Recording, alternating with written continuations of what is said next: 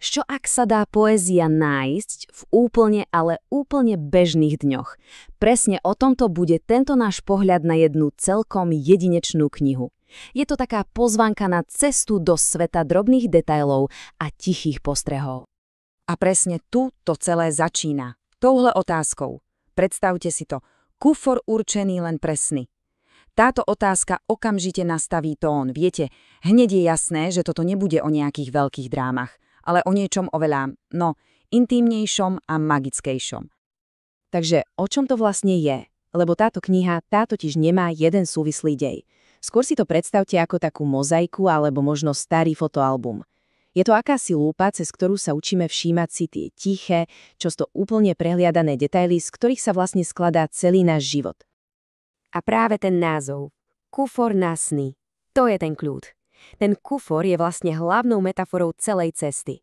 Je to spôsob, akým si každý z nás zbiera a nosí so sebou spomienky, pocity a tie úplne prchavé momenty. A v tomto je to najväčšie kúzlo. Dušeková tvorba totiž priam núti človeka, aby spomalil, aby sa zastavil a začal pozorovať. Namiesto sledovania nejakej tradičnej zápletky je úlohou skrátka byť prítomný, vstúpiť a byť v tom svete, ktorý autor vytvára. Dobre, takže keď vstúpime do tohto sveta, čo tam vlastne nájdeme? Práve tu sa nám odhaľuje prvá veľká téma knihy, a to je skrytá krása a poézia v úplne bežných každodenných situáciách. Perfektným príkladom je napríklad táto jednoduchá poviedka o susedovom psovi, ktorý sa volá Ukulele. Znie to ako úplne banálny výjav však, ale práve v ňom sa ukrýva presne to, ako autor vníma svet okolo seba. Počúvajte, toto je dokonalá ukážka. Jedno jednoduché pozorovanie sa zrazu stáva východiskovým bodom pre hĺbšiu úvahu. Úvahu o prepojení, o zvyku a možno aj o tom, ako sa v druhých často odrážajú naše vlastné črty.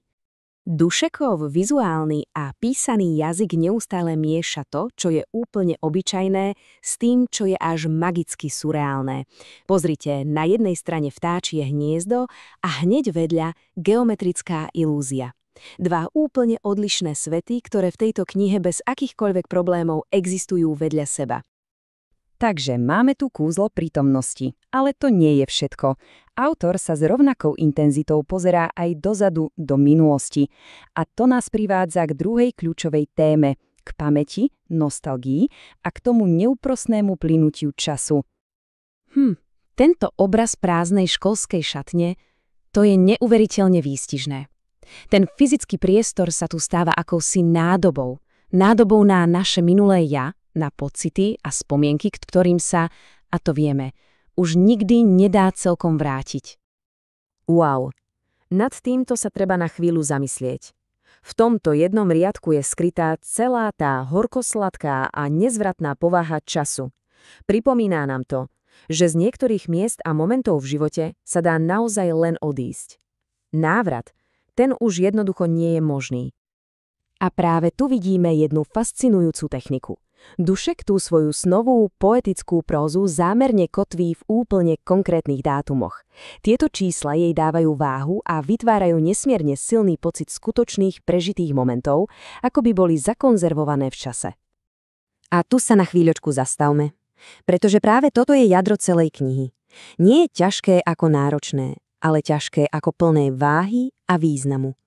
Tieto drobné, pozbierané spomienky, to je presne to, čo dáva životu jeho skutočnú hĺbku a zmysel. Čo je na tom ale úžasné, je tá neuveriteľná ľahkosť, s akou sú tieto ťažké, významné momenty podané.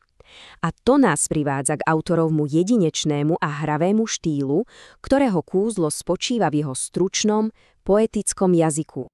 Keby sme chceli nahliadnúť priamo do mysle Dušana Dušeka, tak táto kapitola Alfabet DD je asi tá najlepšia vstupenka.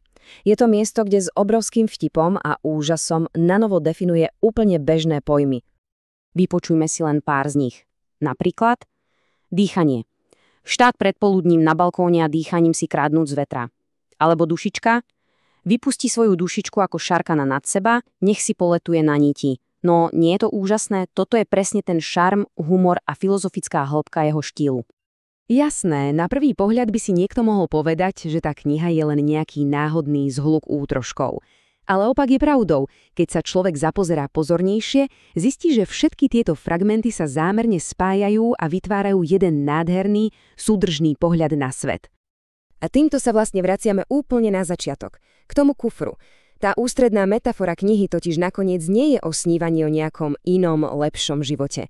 Práve naopak, je o vážení si toho života, ktorý máme, so všetkými jeho drobnými, všednými detailmi.